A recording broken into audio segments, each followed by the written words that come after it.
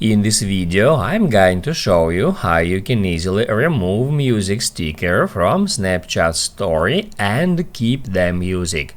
Be sure to watch the video to the very end so you don't make any mistakes, and of course do not forget to like this video and subscribe to my channel. Thanks guys. So let's get started, and first off, open up Snapchat app. Then just create a snap. You can take a picture or you can upload some from your camera roll.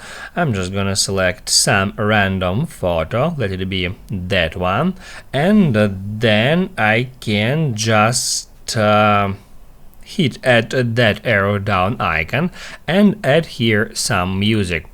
Then let's say I'll select that one, and after checkmarking that music that will come up with that widget, we can touch and hold our finger at that widget. We can move it around, we can pinch it to zoom in or to zoom out, and also we can just move it out of that screen just like that. That will keep music playing, but it will hide that music widget from your snap.